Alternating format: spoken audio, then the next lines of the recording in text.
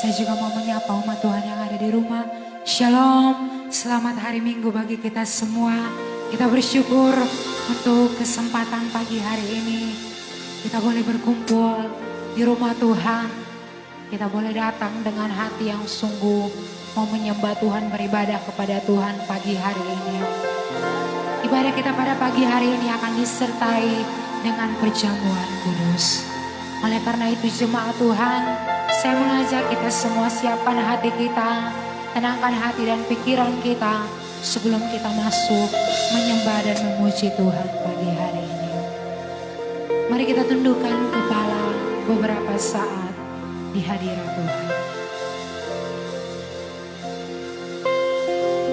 Yohanes pasal 15 ayat yang ke-13 berkata, tidak ada kasih yang lebih besar daripada kasih seorang yang memberikan nyawanya untuk sahabat-sahabatnya. Mari renungkan segala kebaikan dan kemurahan Tuhan. Buat pengorbanan Tuhan yang Tuhan nyatakan dalam kehidupan saya dan saudara.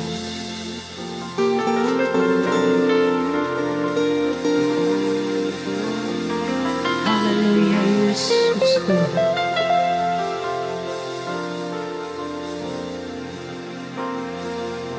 Kami mau pandang kemuliaan-Mu Tuhan. Imam besar kami yang layak terima setiap pujian kami.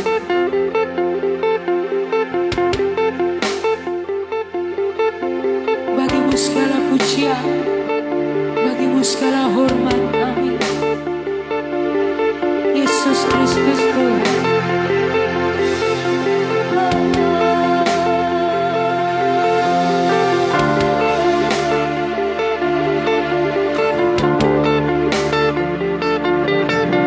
Ku pandang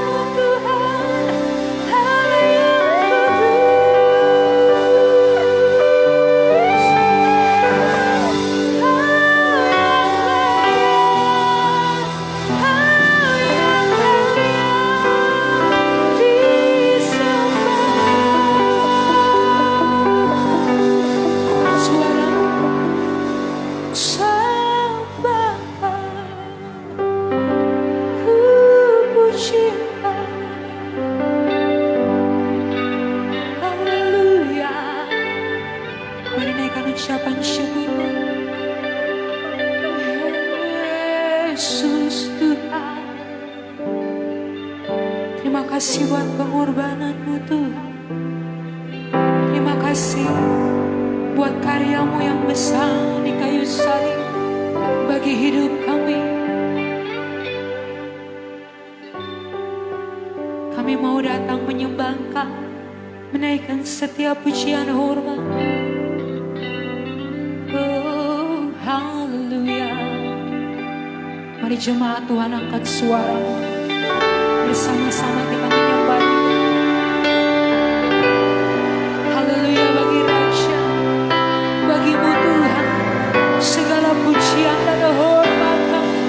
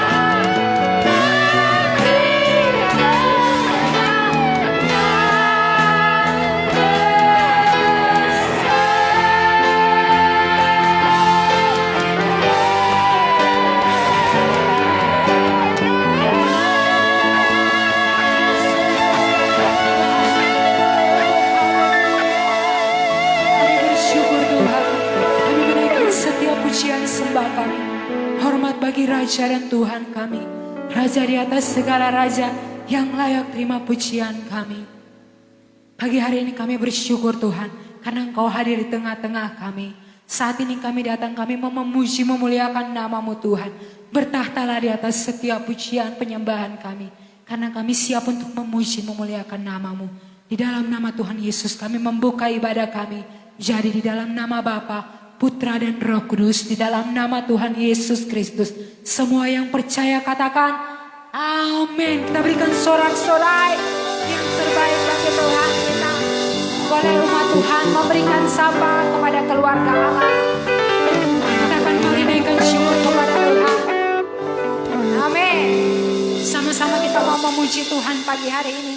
Kita mau naikkan pujian itu, ku naikkan syukur bagimu Tuhan. Haleluya. Kita semua tepuk tangan bagi Tuhan dengan sukacita. Sama-sama kita naikkan pujian ini kepada Tuhan.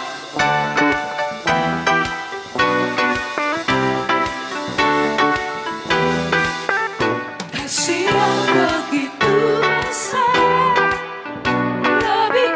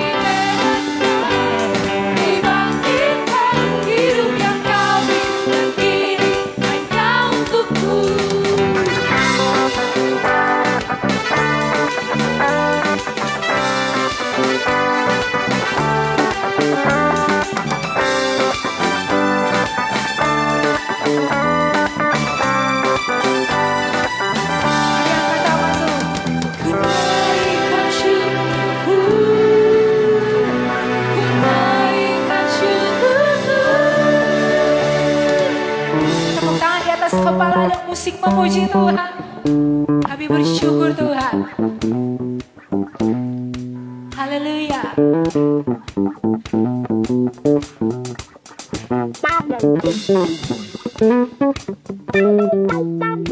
Sama-sama kita mau katakan.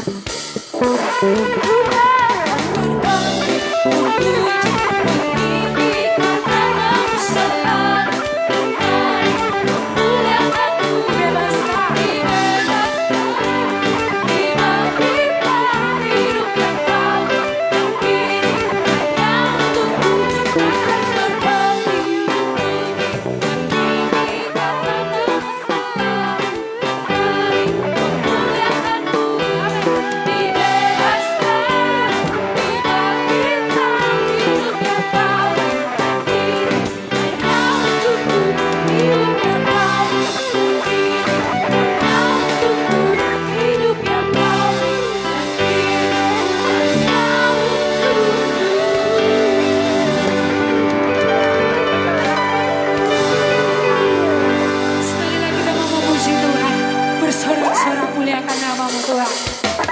Kita lebih keras bagi Tuhan. Amin.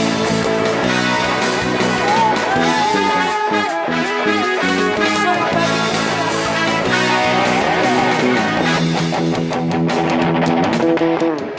sorak-sorak muliakan namanya.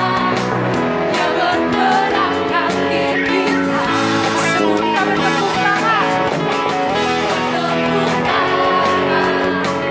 Muliakan namanya, Dia selamatkan jiwa kita.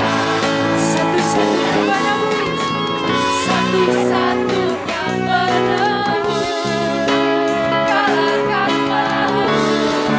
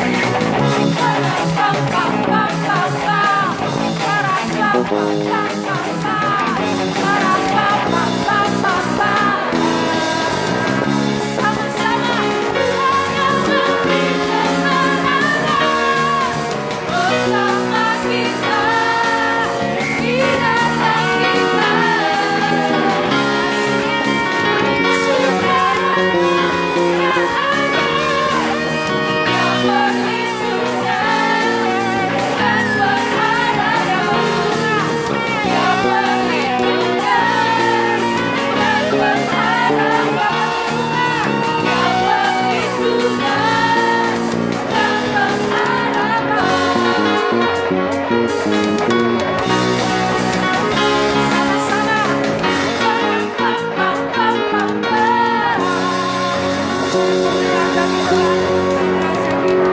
Silakan duduk kembali rumah Tuhan yang terkasih. Kita siapkan hati kita untuk kebenaran firman Tuhan.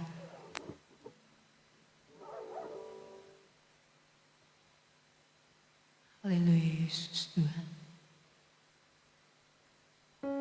Berikan pada kami hati yang mengasihi setiap jiwa-jiwa yang belum mengenal kasih-Mu Tuhan. Ini tugas kami sebagai umat-Mu Tuhan. Biarlah Tuhan taruh di hati kami hati yang mengasihi seperti Tuhan mengasihi kami. Haleluya Yesus.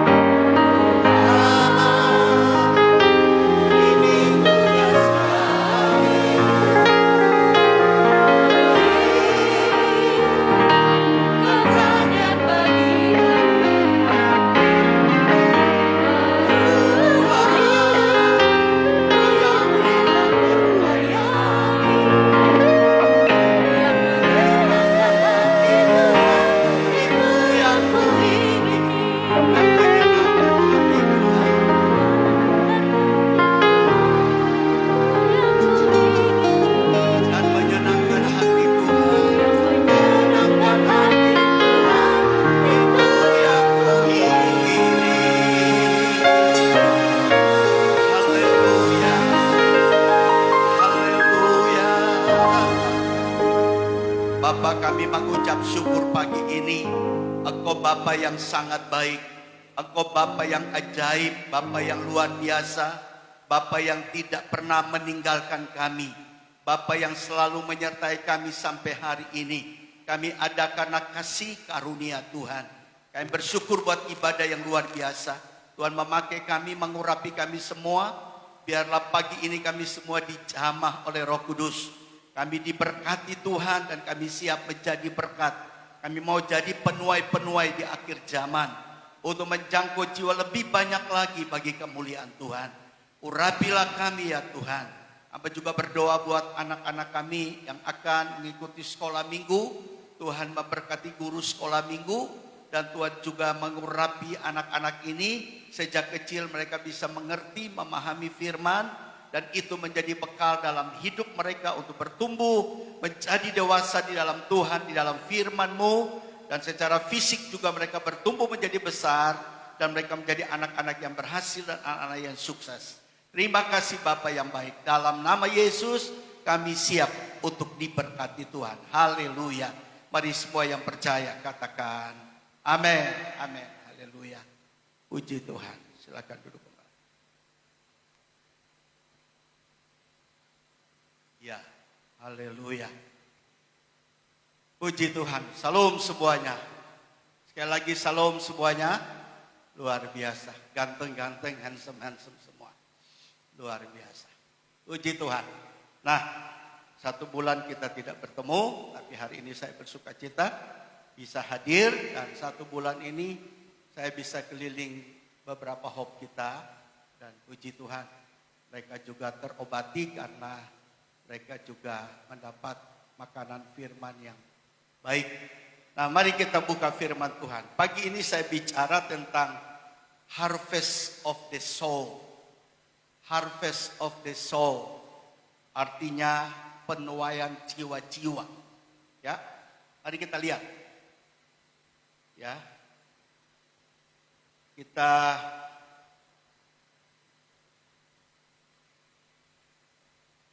lihat firman Tuhan, satu ayat yang saya baca. Matius 9 ayat 36 sampai 38. Matius 9 ayat 36 sampai dengan ayat yang ke-38.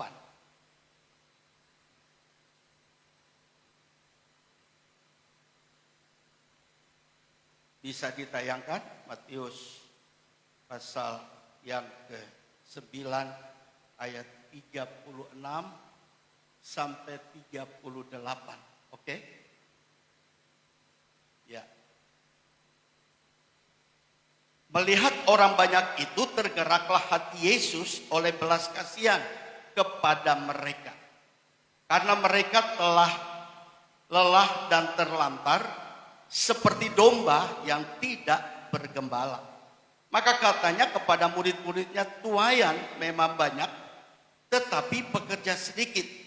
Karena itu mintalah kepada Tuhan yang empunya tuaian, supaya ia mengirimkan pekerja-pekerja untuk tuaian itu. Nah, Bapak Ibu Saudara-saudara, harvest of the soul, penuaian jiwa-jiwa, ini berbicara tentang penuainya, pekerjanya. Dan pagi ini saya akan berbicara tentang pekerjanya, orangnya. Ya. Tetapi dia mengerjakan apa? Dia menuai jiwa-jiwa. Nah, tentunya Alkitab dengan jelas berkata bahwa ladang sudah menguning, tuaian sudah siap. Tapi pekerjanya itu kurang. Orangnya yang kurang. Itu sebabnya saudara-saudara, saya mau membangkitkan semangat kita, GB Hope Impact, untuk bangkit menjadi penuai-penuai di akhir zaman ini. Yang percaya, katakan amin. Nah, harvest of the soul itu apa? Harvest of the soul adalah sebuah situasi atau kondisi yang sedang terjadi dalam ladang pelayanan. Tuaian sedang menguning, jiwa-jiwa siap untuk dituai. Ini kondisi, keadaan seperti ini.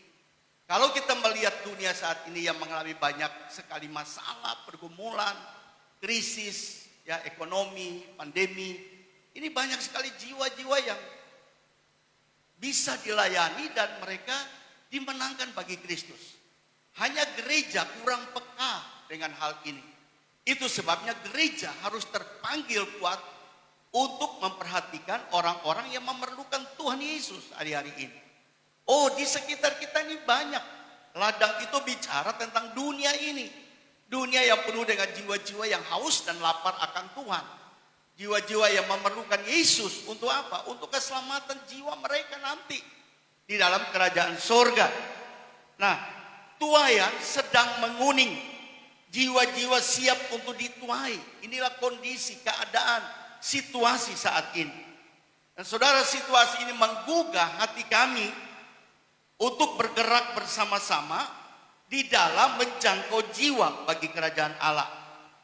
Jadi tidak ada kata terlambat, dengar baik. Tidak ada kata terlambat untuk kita menjadi penuai di ladang Tuhan. Tidak ada kata terlambat. Belum terlambat. Sebab saya percaya waktu Tuhan, musim Tuhan adalah musim yang terbaik. Yang percaya katakan amin. Walaupun di tengah-tengah situasi seperti ini, kalau kita meresponi panggilan Tuhan dalam hidup kita untuk bergerak bersama-sama dalam misi kerajaan Allah, maka Tuhan akan memakai kita, Tuhan akan mengurapi kita tanpa batas untuk kita bisa mengerjakan perkara-perkara besar dengan Tuhan. Sebab kita tidak bisa, kita tidak mampu. Dengan Tuhan kita mampu. Yang setuju katakan amin. Itu sebabnya gereja Hope adalah gereja keluarga dan gereja misi. Kita melakukan pekerjaan ini dengan baik untuk kemuliaan Tuhan. Nah, Alkitab berkata bahwa melihat orang banyak ini, hati Yesus tergerak oleh belas kasihan. Pujian tadi berkata, Tuhan, ini tugas kami. Ini lagu pernah saya rekam dengan penyanyi idol, ada 4 orang. Dan kita merekam lagu ini dengan api kemuliaannya. Kemudian kita jual di Malaysia. Lakunya hampir 5.000 sampai 10.000 kaset.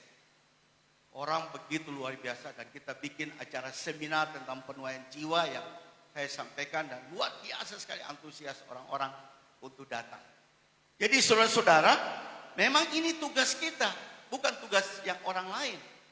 Bukan tugas pendeta saja, bukan tugas evangelis, bukan tugas nabi, rasul, gembala sidang saja, tidak. Alkitab berkata, Tuhan ini tugas kami. Artinya ini tugas saudara dan saya yang bergerak untuk kita bisa menjangkau jiwa bagi pekerjaan Tuhan. Itu sebabnya setiap orang percaya dipanggil untuk menjadi penuai-penuai. Tuhanlah pemilik jiwa, Tuhanlah pemilik tuayan itu. Oleh karena itu kita harus meminta kepada yang empunya tuayan. Siapa? Tuhan. Yang punya tuayan itu untuk mengirim penuai-penuai ke ladang Tuhan. Jadi kalau saudara yang ikut misi ya, wah luar biasa. Anda bisa lihat jiwa-jiwa. Banyak hal yang bisa kita lakukan. Ada orang punya masalah rumah tangga, kita bisa datang doakan. Ada orang yang sakit, kita bisa tumpang tangan bagi mereka. Ada orang yang belum diselamatkan, kita injili mereka secara sederhana. Mereka terima Yesus, kita doa. Wah itu pekerjaan yang luar biasa. Ya, jadi kita melakukan pekerjaan untuk menyampaikan kabar baik, good news, Injil kepada mereka supaya mereka terbuka hatinya untuk mendengar Yesus. Tapi kita juga melakukan pekerjaan sentuhan buat mereka-mereka yang memerlukan pertolongan Tuhan. Nah, ada 6 hal penting yang saya mau sampaikan secara singkat. Bagaimana kita menjadi penuai jiwa. Dengar, ada 6 hal penting bagaimana kita menjadi penuai jiwa. Orangnya, pekerjaannya. Yang pertama adalah meyakini panggilan Tuhan. Ini yang pertama. Meyakini panggilan Tuhan. Sekali lagi saya katakan bahwa Tuhanlah pemilik ladang dan tuayan itu. Karena itu siapapun yang ingin ikut ambil bagian dalam ladang tuayan itu, haruslah orang yang telah dipanggil Tuhan. Dipilih oleh Tuhan. Saya sangat percaya orang yang dipanggil oleh Tuhan, dipilih oleh Tuhan, pasti Tuhan yang urapi kita. Yang percaya katakan amin. Bahkan Tuhan yang memenuhi segala keperluan, kebutuhan kita di dalam kita melayani di ladang Tuhan. Jangan takut, jangan khawatir tentang hal-hal ke depan, saudara-saudara. Saya mengalami sendiri waktu praktek saya dapat uang banyak banget. Ya, pasien saya sehari bisa 40-50 orang. Itu uang Tuhan antar aja sama saya di klinik saya di Jakarta, di Bekasi. Tapi saudara-saudara, saya meresponi panggilan Tuhan untuk sebuah ladang misi. Itu sebabnya Billy yang memang saya siapkan untuk dia meneruskanlah semuanya. Saudara-saudara, itu sebabnya saya mau katakan kita harus meyakini betul panggilan Tuhan dalam hidup kita. Kalau kita yakin Tuhan kita untuk menjadi seorang hamba Tuhan, Tuhan panggil kita menjadi seorang pelayan Tuhan, meresponi dari sekarang. Karena usia kita makin hari makin lanjut. Justru dalam potensi kita, generasi muda hari-hari ini, kita punya banyak waktu untuk berbuat sesuatu. Kita punya pengalaman-pengalaman yang lebih lagi. Dan Tuhan mau untuk kita semua harus menjadi pekerja Tuhan, menjadi alat dalam kemuliaan Tuhan. Jadi untuk bisa ikut dalam penuaian di ladang Tuhan, kita harus meminta kepada Bapa yang punya tuaian ini agar dia mengirim para penuainya. Tapi hari ini saya mau katakan kita semua adalah penuai-penuai di akhir zaman. Yang percaya katakan amin. Dan semua kita menerima tugas dan tanggung jawab yang besar dari Bapa untuk melakukan amanat agung Yesus Kristus, the Great Commission ini bagi banyak-banyak orang yang belum kenal kepada Yesus. Saya melihat satu contoh dalam Alkitab yang menjadi kagum bagi saya adalah Rasul Paulus. Paulus berulang kali dalam pembukaan surat-suratnya yang dikirim kepada jemaat, dia menyatakan bahwa ia menjadi rasul bukan karena kehendak manusia, tetapi karena Tuhan yang memanggil dan memilih serta menghendakinya untuk dia menjadi rasul. Menjadi rasul artinya dia menjadi penuai di ladang Tuhan. Coba kita lihat Roma pasal 1 ayat 1 ya. Ini dia membuka ayat-ayat semua. Dia meyakini dirinya bahwa dia melayani Tuhan itu karena panggilan Tuhan. Roma 1 ayat yang ke-1 berkata begini. Dari Paulus hamba Kristus Yesus yang dipanggil menjadi rasul dan dikuduskan untuk memberitakan Injil Allah. Jadi dia merasa yakin betul dia melayani Tuhan karena panggilan Tuhan. Yang kedua, 1 Korintus 1 ayat yang pertama. Dari Paulus yang oleh Allah dipanggil menjadi rasul Kristus Yesus dan dari Sostenes saudara kita. Jadi dia meyakini kita lagi di Korintus bahwa dia dipanggil oleh Yesus untuk melayani Tuhan. 2 Korintus 1 ayat 1. 2 Korintus 1 ayat 1. Dari Paulus yang oleh kehendak Allah menjadi rasul Yesus Kristus dan dari Timotius saudara kita kepada jemaat Allah di Korintus dengan semua orang kudus di seluruh Akaya. Satu lagi ayat, Galatia 1 ayat yang pertama. Ya, ini membuktikan bahwa keyakinan Paulus bahwa dia dipanggil Tuhan dan dia menjadi rasul, penuai Tuhan, pekerja Tuhan. Galatia 1 ayat yang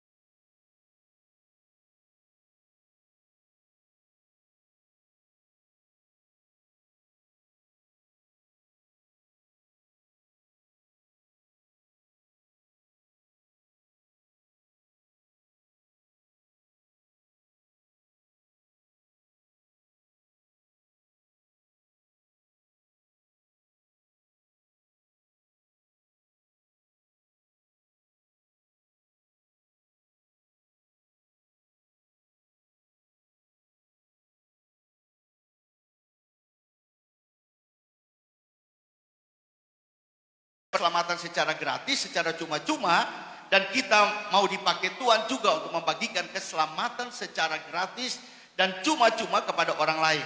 Mungkin keluarga kita, mungkin saudara-saudara kita, mungkin orang tua kita, mungkin sahabat kita, teman-teman kita di kantor, kita bisa memberitahukan kepada mereka, ya.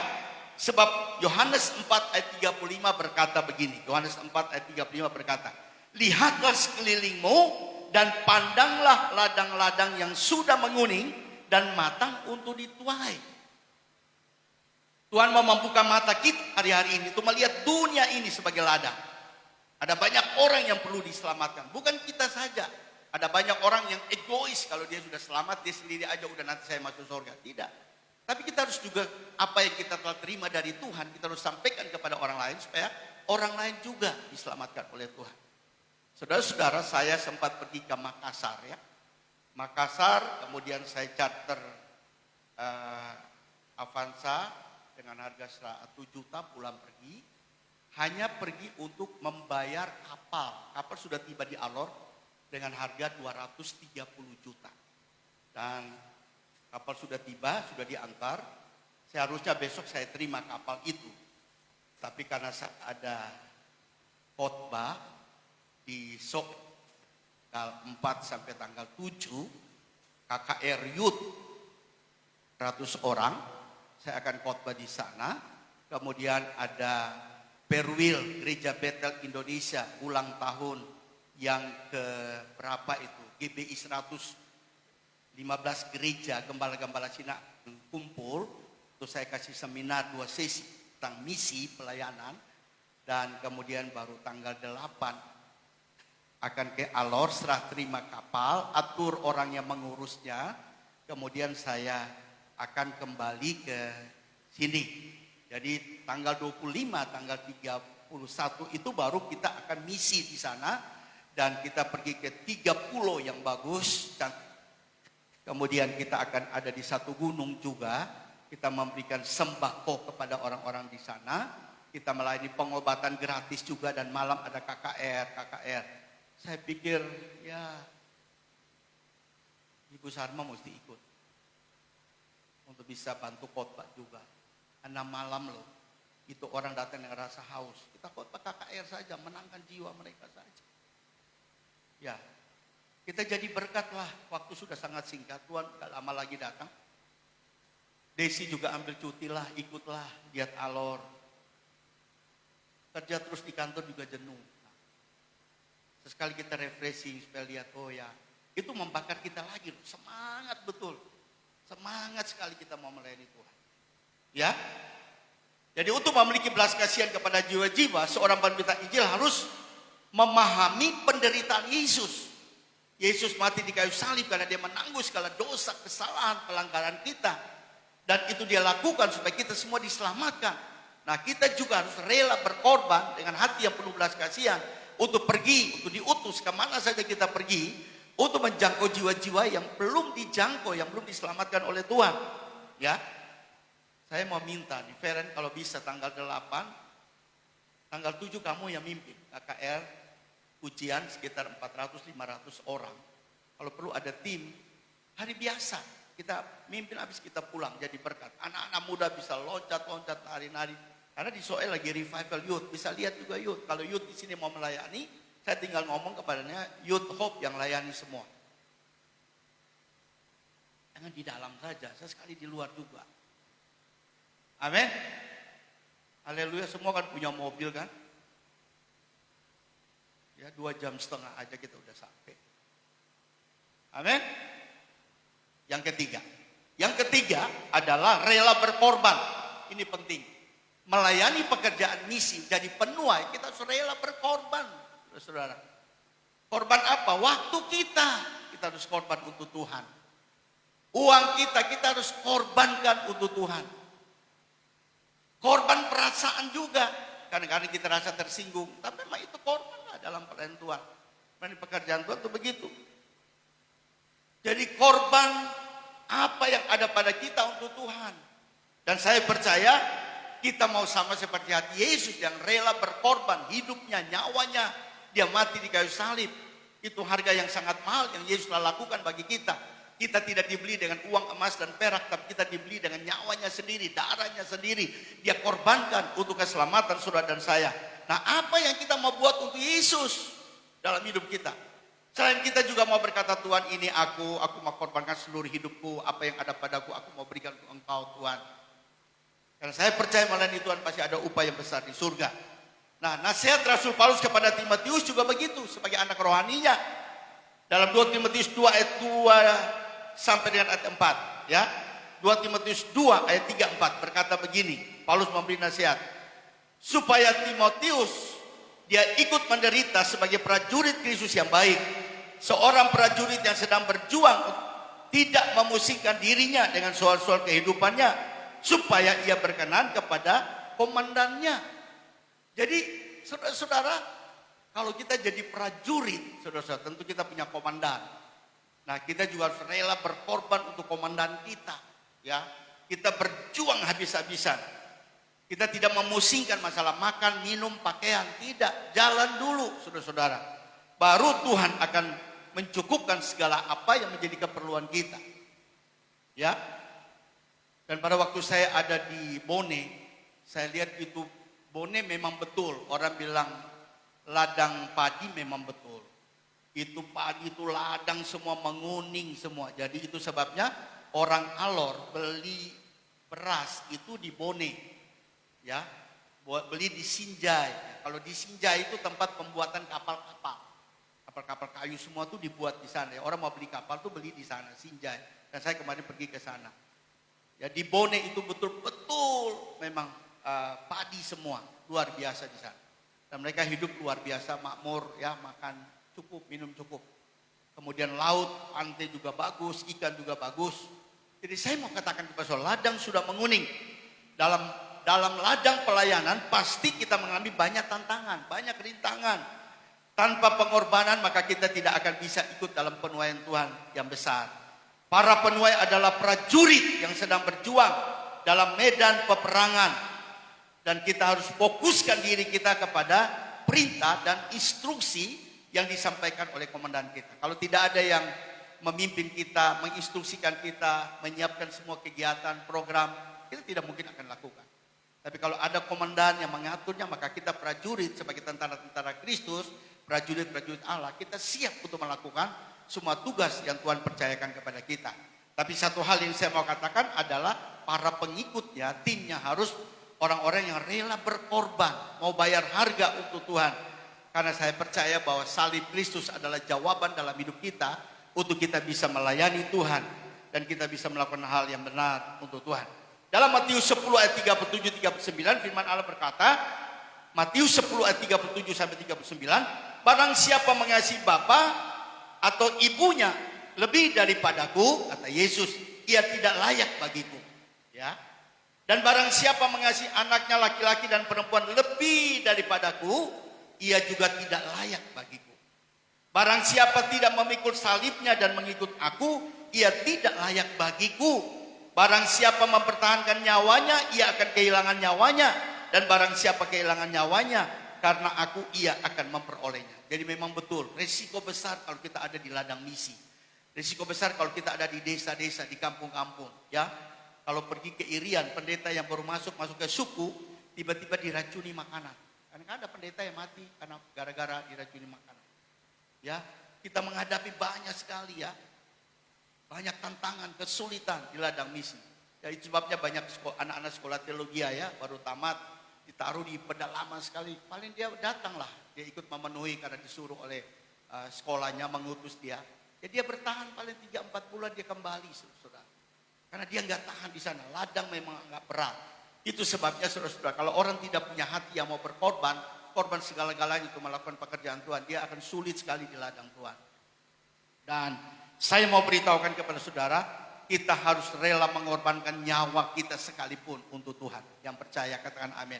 Sekalipun kita mati dengan cara apa, kalau kita ada di ladang Tuhan dan melayani Tuhan, kita nggak usah takut.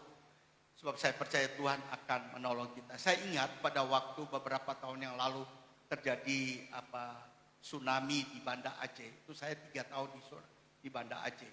Sampai sekarang kita punya klinik bersalin di sana. Saya masih datang 3 bulan sekali. November, minggu kedua saya akan ada di Aceh, melihat staf dan karyawan semua di sana. Karena saya pimpinan rumah sakit di sana, tapi tidak ada di tempat. Saya hanya jarak jauh.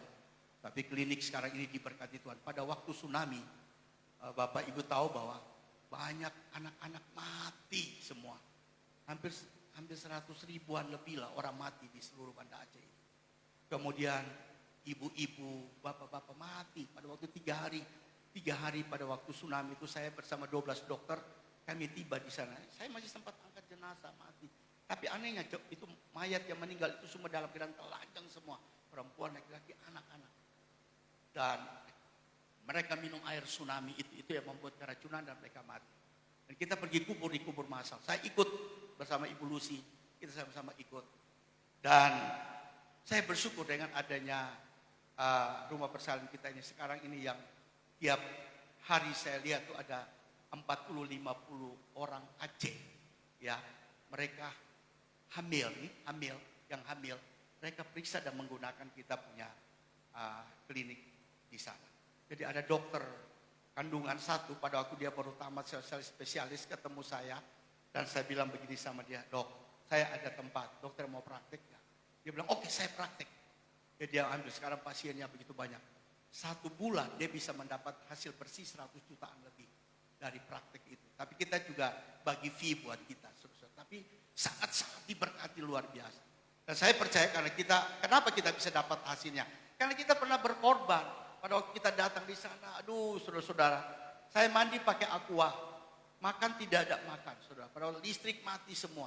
Sarma ini belakangan baru datang, saya yakin. Tapi dia cukup lama juga di sana. Ya toh, Sarma? Tapi dia juga berjuang habis-habisan di sana untuk menolong masyarakat yang ada di Banda Aceh. Dan saya bersyukur bahwa semua kita susah dulu, menderita dulu, baru nanti akhirnya kita dapat keberhasilan dari Tuhan. Yang percaya, katakan amin. Jadi kita kalau melayani pekerjaan Tuhan juga rela mengorbankan nyawa kita untuk Tuhan. Seperti Yesus, dia rela memberikan hidupnya untuk Tuhan. Yang keempat, kita harus menjadi pekerja yang keras dan sabar. Menjadi pekerja yang keras dan sabar, ya. 2 Timotius 2 ayat 6 berkata, seorang hamba Tuhan digambarkan seperti seorang petani yang bekerja keras. Nah, tadi prajurit rela berkorban. Sekarang petani harus kerja keras. Petani adalah seorang pekerja keras yang berani menginvestasikan hidup dan modal dana untuk menanam sebuah benih di ladangnya. Dia mulai mencangkul, dia mulai menanam benih, bukan langsung ada buahnya, dia tunggu beberapa bulan, baru tanah itu menghasilkan buah dan dia bisa menikmati hasil garapannya. Kenapa? Karena dia menginvestasikan segalanya, dananya, waktunya, pikirannya yang tidak sedikit untuk mengolah ladangnya. Setelah benih ditanam, ladang tersebut tidak langsung menghasilkan. Ia harus sabar menunggu dan merawat terus sampai akhirnya berbuah. Di dalam melayani pekerjaan Tuhan juga kita begitu. Tidak langsung jadi sukses. Enggak. Lama. Kita perlu diproses Tuhan. Proses Tuhan. Sabar, dibentuk Tuhan. Nanti beberapa tahun baru kita lihat hasilnya. Oh ya, akhirnya sekarang saya bisa jadi hamba Tuhan yang luar biasa. Tuhan pakai saya ini semua karena kita lewat proses. Jadi saya mau beritahukan, itu sebabnya Tuhan tuntut kesabaran kita sebagai hamba Tuhan, sebagai pelayan Tuhan. Sabar untuk melakukan semua tugas dengan baik. Karena saya percaya Tuhan akan memberkati kita. Yang kelima adalah kita rela diproses dan dibentuk. Semua kita tanpa pandang bulu. Pendeta besar, pendeta kecil, dia juga harus rela dibentuk dan diproses Tuhan. Jadi para penuai, para pekerja di ladang misi, dia harus menjadi orang-orang yang teruji kualitasnya. Teruji. Orang yang teruji artinya dia lewat proses yang begitu berat yang dihadapi. Dia rela dibentuk oleh Tuhan dalam setiap pelayanan. Ya, teruji. Dan dia akan disebut seorang pengikut Kristus yang baik. Seorang murid yang baik. Seorang hamba Tuhan yang luar biasa di tangan Tuhan. Dan dengar, Tuhan akan pakai kita. Seperti bejana itu ya. Kalau dia mau jadi bejana itu yang bagus, dia harus dipoles, dibentuk. Kita juga begitu. Kalau kita mau jadi orang yang betul-betul dipakai Tuhan, rela dibentuk, diproses oleh Tuhan. Dan dengar baik, murid adalah orang yang belajar dan mau diajar gurunya. Sekali lagi, murid adalah orang yang mau belajar dan diajar oleh gurunya. Murid itu baru dipercayakan naik level atau naik kelas yang lebih tinggi ketika murid itu dinyatakan lulus dalam ujian oleh gurunya. Tuhan Yesus terus mendidik kita sebagai orang-orang pilihan Tuhan. Kita sebagai murid-murid Tuhan. Kita terus dibentuk oleh Tuhan. Dan akhirnya nanti Tuhan mempercayakan pekerjaan yang besar dalam hidup kita untuk melayani Tuhan. Yang setuju katakan amin. Diproses, dididik, diajar, dibentuk. Orang akhirnya kita menjadi orang yang luar biasa di tangan Tuhan. Itu sebabnya saya selalu berkata apa? Kita harus memperbesar kapasitas hati kita. Kapasitas hidup kita. Baru Tuhan akan mempercayakan semua yang lain itu bagi kita. Saya ingat ya Musa itu mengalami proses Tuhan luar biasa. Ya. Di dalam keluarga dia lahir ya, dia dibuang, diambil oleh istri Firaun. Dia dibentuk di rumah putri Firaun. Ya. Selama 40 tahun lamanya, bukan sedikit waktunya. Dia dibentuk oleh Firaun yang keras. Tetapi saudara-saudara, akhirnya terjadilah satu peristiwa. Dia membunuh orang Mesir, sedangkan Musa itu adalah orang Ibrani, orang Yahudi. Ketakutan kepada Firaun, akhirnya dia lari ke Midian. Dia lari ke padang gurun. Dan akhirnya dia diproses di sana, dibentuk di sana. Kerjanya apa? Tadinya enak-enak di rumah Firaun, putri Firaun. Sekarang kerjanya menggembalakan domba di padang, di Midian. Menderita. Kering, kerontang, gersang. Tapi dia 40 tahun di sana. Nah, di dalam perjalanan 40 tahun itu baru dia mengalami breakthrough. Dia mengalami perjumpaan dengan Allah. Allah datang melawat dia di semak duri yang menyala-nyala itu. Itu tanda kehadiran Tuhan datang. Dia bertobat. Dia betul-betul dibentuk Tuhan, diproses Tuhan. Dan akhirnya dia menerima panggilan Tuhan yang sesungguhnya pada waktu dia ada di padang belantara. Di Midian. Kemudian Tuhan panggil dia untuk pergi kembali menghadap Firaun. Dan bawalah orang-orang Israel yang diperbudak di tanah Mesir itu pergi ke Kanaan. Dan akhirnya dia pergi, dia menghadap Firaun. Dan akhirnya dia melepaskan orang-orang Israel, umat pilihan Tuhan. Pergi ke Kanaan. Itu sebabnya berdirilah Yerusalem, tanah Kanaan yang ada di sana. Jadi saudara-saudara, ini proses Tuhan. Tuhan pakai dia secara luar biasa. Tanda-tanda heran menyertai Musa. Ya, pada waktu dia membawa tidak ada air, Tuhan kasih air. Tidak ada mana, Tuhan kasih makanan mana. Mereka butuh daging, Tuhan kirim burung datang kepada mereka makan.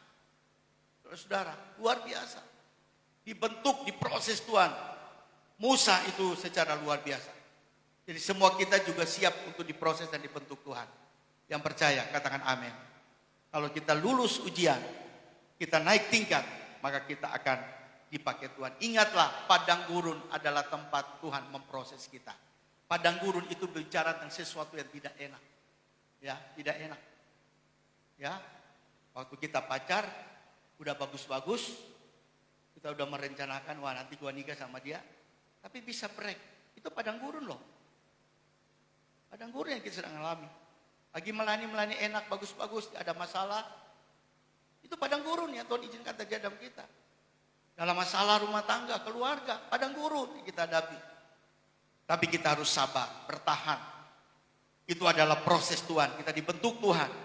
Dan Tuhan akan memakai kita seperti Musa pada akhir zaman. Yang percaya katakan amin.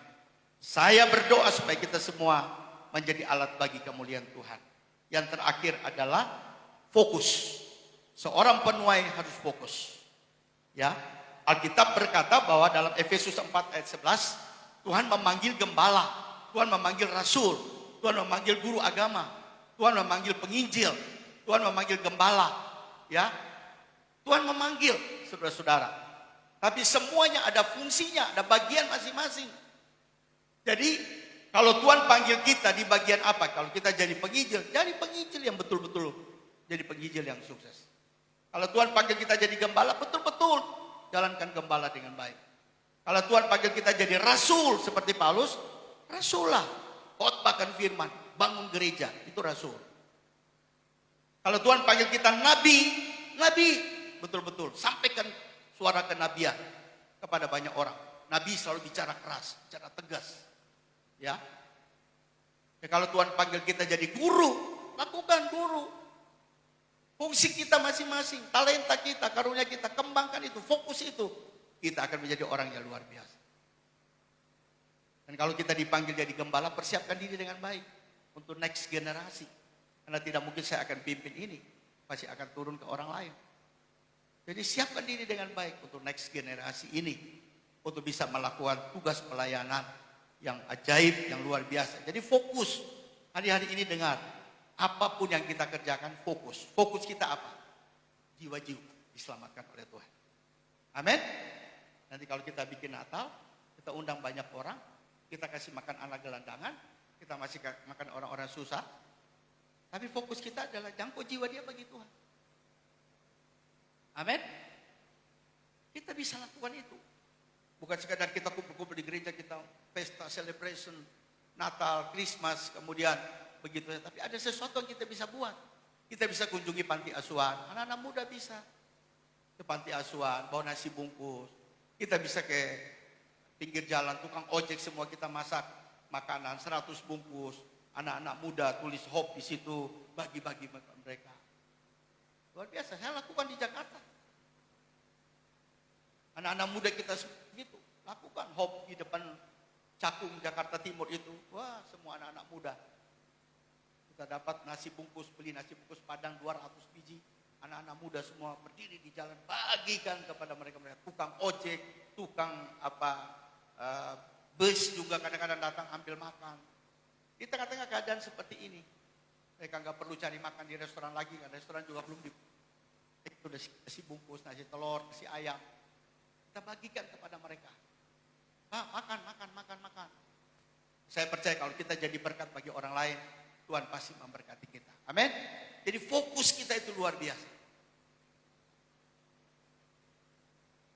Dan saya percaya kita semua akan menjadi penuai-penuai di akhir zaman. Yang setuju katakan amin. Amin. Sebab ini tugas kita, bukan tugas siapa-siapa. Bukan tugas Pak Didi saja, bukan tugas Ibu Sarma, bukan tugas Ibu Lucy, bukan tugas Ibu Doli saja, tapi tugas semua jemaat. Itu sebabnya gereja hadir untuk menjadi penuai-penuai di akhir zaman. Dan kita punya bulan ini adalah bulan misi. Dan nanti bulan ini akan khotbah misi semua. Kita akan dengar misi semua. Dan saya percaya itu akan membagikan roh kita, semangat kita untuk bermisi di masa-masa yang sukar dan sulit ini untuk kemuliaan Tuhan. Tuhan memberkati kita semua, haleluya. Mari kita bangkit berdiri. Kita akan masuk dalam perjamuan kudus. Mari Feren nyanyikan pujian ini. Tuhan, ini tugas kami yang bertugas pelayanan perjamuan kudus.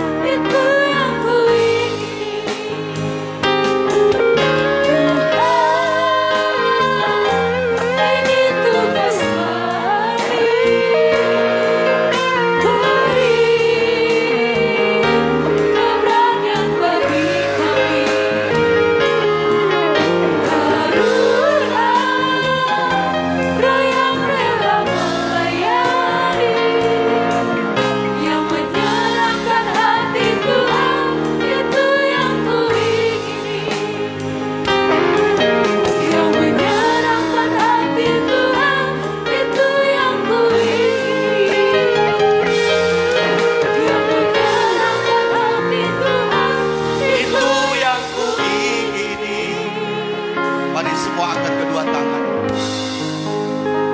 Harvest of the soul adalah Tuhan panggil kita menjadi penuai-penuai di akhir zaman. Buka matamu lebar-lebar hari ini. Lihat keluargamu, lihat orang-orang di sekitarmu, lihat sahabat-sahabatmu, lihat orang-orang yang ada di sekitar sekelilingmu. Itu adalah ladang yang Tuhan telah siapkan bagi kita. Ini waktunya pada akhir zaman. Di tengah masa kesukaran, masa yang sulit, justru Tuhan datang panggil kita semua. GBI Hope Impact Kupang, kita harus meresponi panggilan Tuhan. Kita harus memiliki hati yang penuh dengan belas kasihan. Kita harus rela diproses dan dibentuk oleh Tuhan. Kita harus rela berkorban. Kita harus sabar. Kita harus menjadi pekerja yang keras. Tidak main-main lagi hari-hari ini. Serius, sungguh-sungguh. Waktunya sangat singkat. Dan kita harus fokus. Kalau Tuhan kasih kita karunia tertentu, talenta tertentu, sepanggilan kita, fokus dan kerjakan itu. Anda pasti berhasil dan maksimal untuk kemuliaan Tuhan. Terima kasih Bapak. Bapak, Engkau melihat tangan-tangan yang terangkat, hamba berdoa. Biarlah roh Tuhan turun atas kami semua. Roh Tuhan mengurapi kami dengan kuasa-Mu yang besar. Bangkitkan roh kami, supaya ada komitmen-komitmen dalam hati kami untuk meresponi panggilan Tuhan. Kami mau pergi untuk misi. Kami mau pergi untuk penginjilan. Kami mau pergi untuk di ladang Tuhan. Dunia ini, di sekitar kami. Untuk menjangkau jiwa-jiwa bagi kerajaan Allah. Bapa, hamba berdoa dalam nama Yesus. Urapilah kami dengan kuasa Roh Kudus. Supaya kami memiliki hati yang berani. Berani berbicara firman. Berani berkhotbah. Berani mengajar firman. Menjadi suara kenabian. Kami tidak takut menghadapi siapapun. Karena Roh Kudus yang mengurapi kami. Kuasa Tuhan yang menyertai kami. Kami akan membawa banyak generasi untuk Tuhan. Indonesia diselamatkan, kota Kupang diselamatkan, provinsi NTT diselamatkan, pulau-pulau diselamatkan, kota dan bangsa, kampung-kampung, desa-desa diselamatkan dengan berita baik, Injil, good news, kabar baik untuk kami bisa sampaikan kepada banyak orang lewat profesi kami, lewat talenta kami jangkau orang bagi Tuhan. Terima kasih Bapak. Untuk pagi ini Engkau bakar kami dengan api Roh Kudus-Mu. Kami siap membawa api kemuliaan-Mu untuk orang-orang bisa nikmati dan rasakan dalam pelayanan kami. Terima kasih Bapak. Kami mengangkat tangan, kami siapkan hati dan pikiran kami untuk masuk dalam perjamuan kudus. Mengingatkan Engkau mati di kayu salib, menanggung segala dosa, kesalahan dan pelanggaran kami, kutuk-kutuk kami, penyakit-penyakit kami. Engkau berkati, is finished, sudah selesai. Engkau sudah tanggung semuanya. Dan kami percaya Engkau-lah pemenang kami. Dan sekarang Tuhan, kami berdoa untuk roti dan anggur. Kami akan bersekutu dengan tubuh dan darah Yesus. Hamba berdoa biarlah Tuhan urapi roti ini, urapi air anggur ini, urapi kami semua. Kedua hamba Tuhan yang melayani perjamuan kudus, urapi semua kami menerima roti dan anggur. Kami akan makan dan minum bersama-sama. Dan kami mengalami mujizat. Kami mengalami pertolongan Tuhan. Yang sakit disembuhkan oleh Tuhan. Yang lemah dikuatkan. Yang punya masalah Tuhan berikan jalan keluar. Kami semua mengalami berkat Tuhan yang sepenuhnya. Berkat perjamuan kudus pagi ini. Dalam nama Tuhan Yesus kami berdoa dan mengucap syukur. Mari semua kita yang percaya dan diberkati Tuhan katakan amin.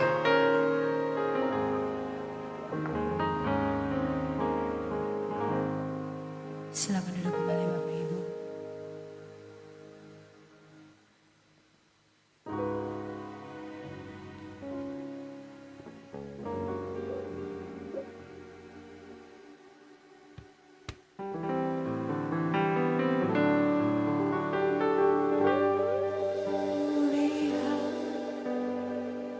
Murti kasih-Mu, Kau menderita gantikanku. Dengan darah-Mu Kau selamatkanku. Kini ku hidup menyerangkanmu. Telah ku lihat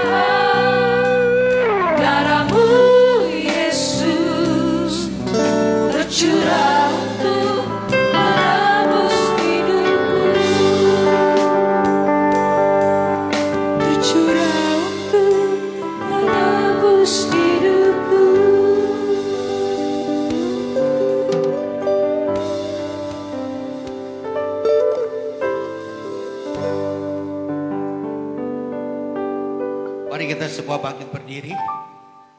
Mari kita angkat roti di atas kepala kita. Pandang salib Tuhan Yesus.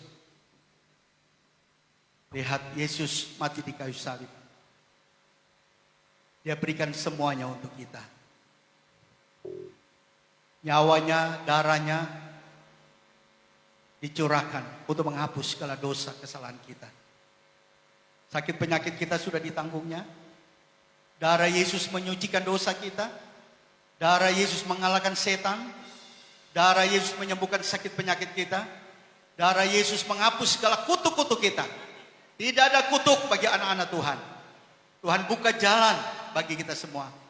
Tidak ada pintu yang tertutup bagi kita. Kami tolak, patahkan dalam nama Yesus. Pintu itu sedang dibukakan bagi kita. Akses itu datang dari Tuhan ke depan untuk kita semua. Jadi orang-orang yang sukses, orang-orang yang berhasil, orang-orang yang punya masa depan, yang hari ini saudara tahu Tuhan akan menyediakan yang terbaik bagimu. Terbaik bagimu, terbaik bagimu, terbaik bagimu. Percaya, terima itu. Ke depan 2022 akan menjadi tahun yang penuh dengan berkat dan kelimpahan bagi Hope, bagi semua jemaat Tuhan. Jemaat yang sungguh-sungguh melihat betapa baiknya Tuhan. Lebih lagi, lebih lagi, lebih lagi di tahun 2021 dan seterusnya. Angkat tangan dan kita masuk dalam perjamuan kudus. Sebab itu apa yang telah kuteruskan kepadamu telah aku terima dari Tuhan. Yaitu bahwa Tuhan Yesus pada malam waktu ia diserahkan mengambil roti. Kita semua sudah mengambil roti dengan iman. Dan sesudah itu ia mengucap syukur atasnya. Ia memecah-mecahkannya dan berkata, inilah tubuhku yang diserahkan bagi kamu. Perbuatan ini menjadi peringatan akan aku. Bukankah roti yang dipecah-pecahkan adalah persekutuan dengan tubuh Tuhan Yesus? Mari kita makan dengan iman dalam nama Yesus. Haleluya.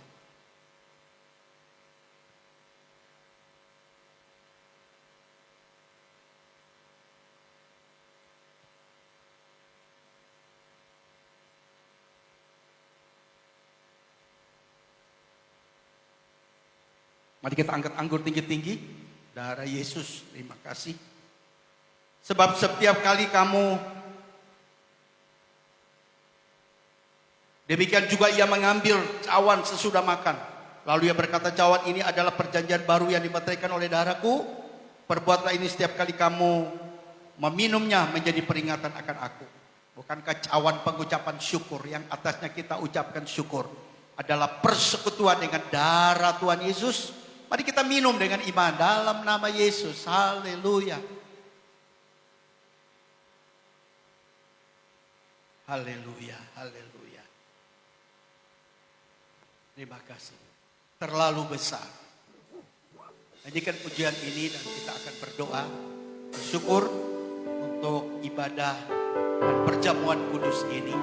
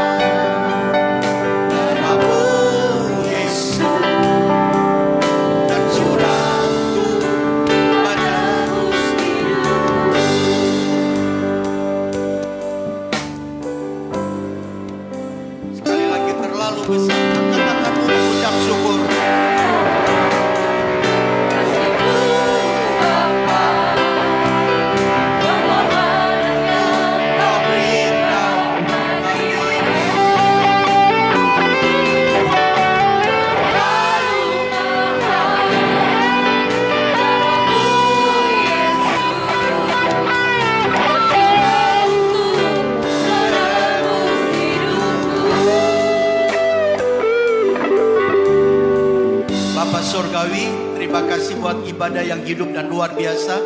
Ibadah yang diberkati oleh Tuhan. Pagi ini kami satu hati berdoa buat bangsa dan negara Indonesia. Kami tahu Tuhan, Engkau tahu situasi yang sedang terjadi bagi bangsa kami. Belas kasihan-Mu tercurah bagi bangsa kami.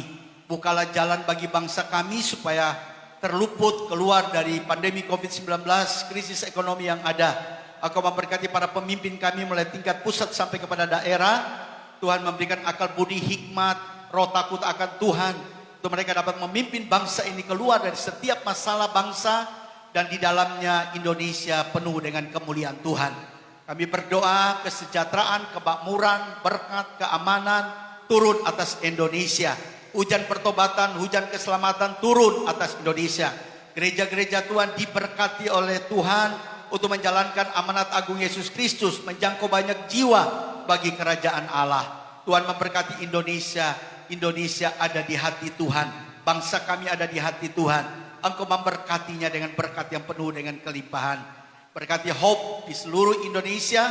Tuhan memberkati mulai dari Lampung, Kudus, di Jakarta, Mangga Besar, dan Cakung. Tuhan memberkati di Kupang ini, di Soe, dan juga di Alor, di Pulau Pantar, di Ambon dalam perintisan. Tuhan memberkati semua. Di Rote Tuhan kami berdoa dalam nama Yesus. Berkati semua gembala-gembala sidang, pakai mereka, pengerja, pengurus, aktivis, para pelayan Tuhan diurapi Tuhan untuk melakukan semua tugas panggilan Tuhan di gereja lokal masing-masing. Cukupkan segala keperluan keuangan mereka di gereja masing-masing. Ada gereja yang sedang sementara dibangun di Soe dan juga di Alor. Tuhan juga memberkati. Cukupkan semua apa yang mereka perlukan ya Tuhan. Biarlah melalui ibadah-ibadah yang ada namamu dipermuliakan.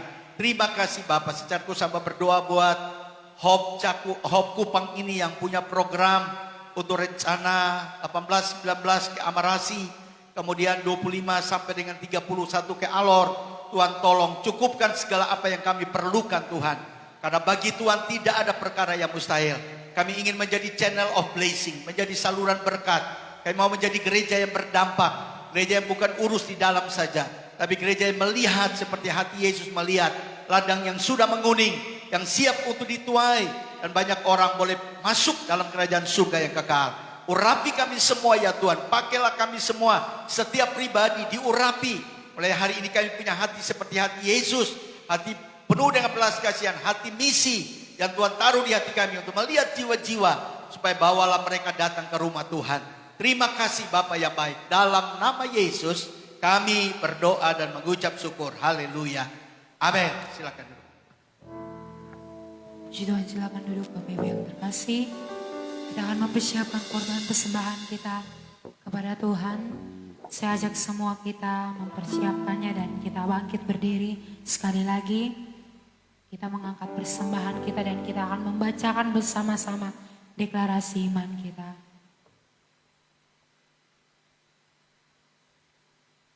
Mari kita membacakannya bersama-sama.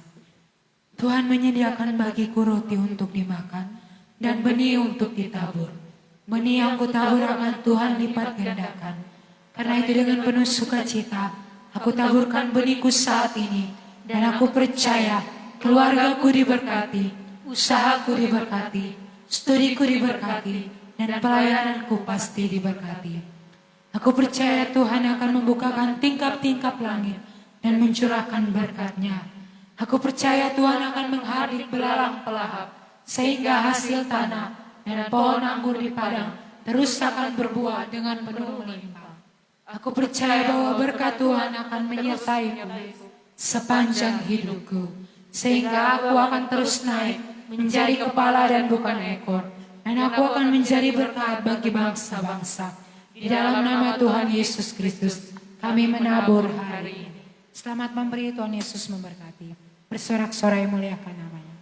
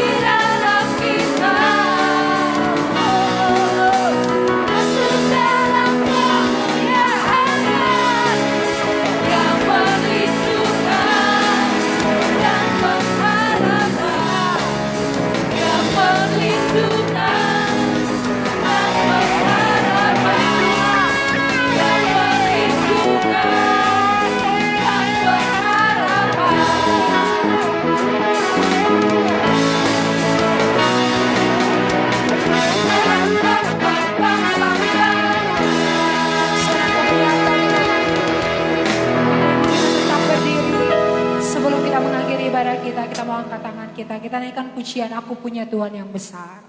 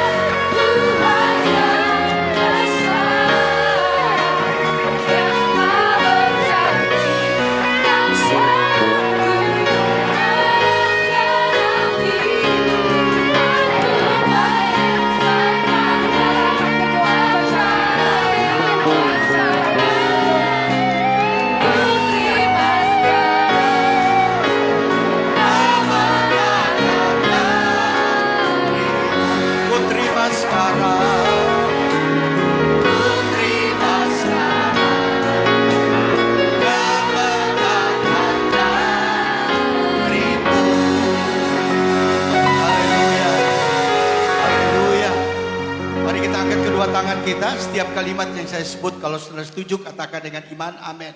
Tuhan memberkati hidupmu, Tuhan memberkati keluargamu, Tuhan memberkati pelayananmu, Tuhan memberkati pekerjaanmu, Tuhan memberkati keluar masukmu.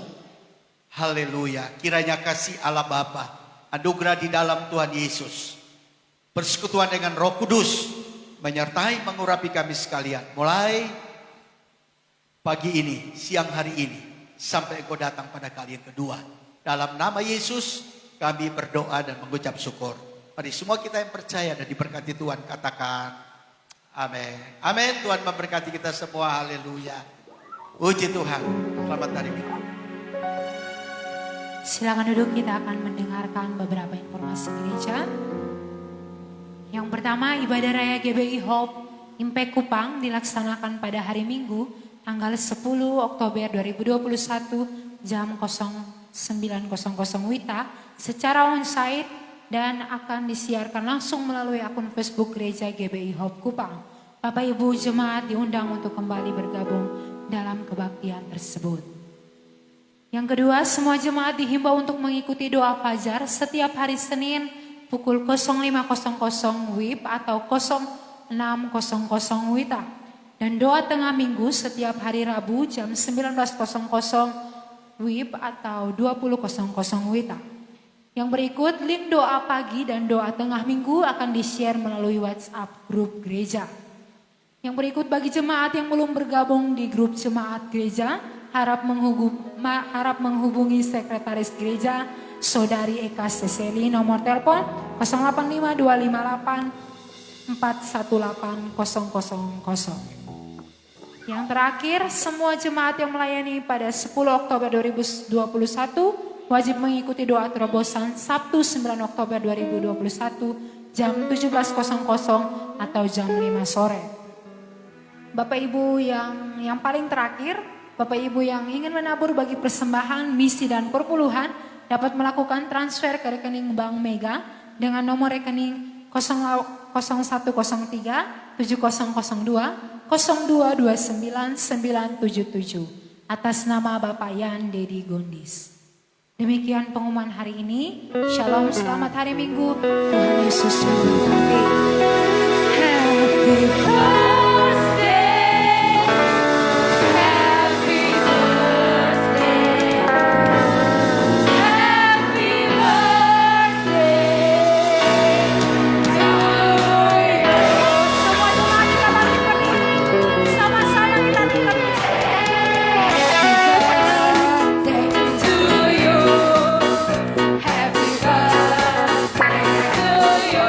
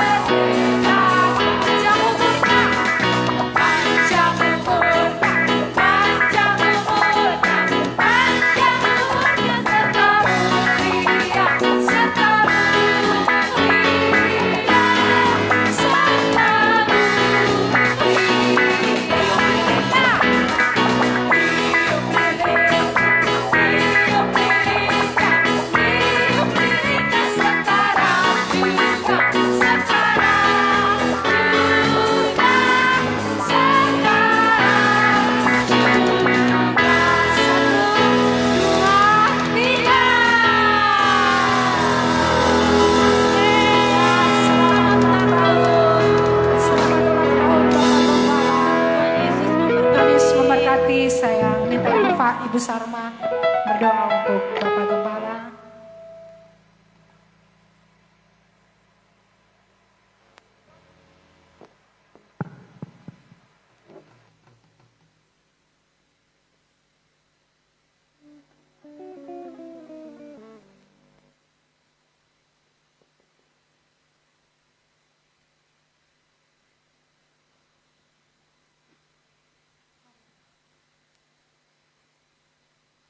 Mari kita bersatu dalam doa. Haleluya Tuhan, kami mengucap syukur kepadamu. Engkau sungguh baik Tuhan. Di pagi hari yang indah ini. Ini adalah pertambahan usia bagi gembala kami Bapak Dedi Goandis. Kiranya Tuhan Yesus pertambahan usia ini Engkau terus curahkan urapan yang dari sorga di dalam pelayanannya. Di dalam kehidupan rumah tangganya menjadi teladan bagi kami Tuhan Yesus. Menjadi teladan bagi siapapun, pakai hidupnya Tuhan dan keluarganya untuk meniwai jiwa-jiwa. Cukupkan segala kebutuhannya Tuhan.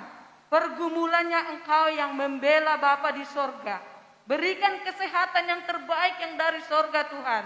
Keselamatan yang dari sorga. Kami merindukan Tuhan Yesus, Engkau tambah-tambahkan urapan bagi hamba-Mu ini. Sehingga banyak jiwa diselamatkan. Banyak jiwa dipulihkan lewat pelayanannya. Terima kasih Tuhan Yesus, Engkau telah pakai hamba-Mu ini menjadi saluran berkat kepada kami. Pakai terus penggembalaannya Bapa di sorga.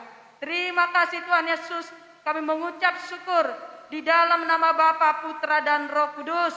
Di dalam satu nama Tuhan Yesus Kristus Tuhan kami. Haleluya, amin.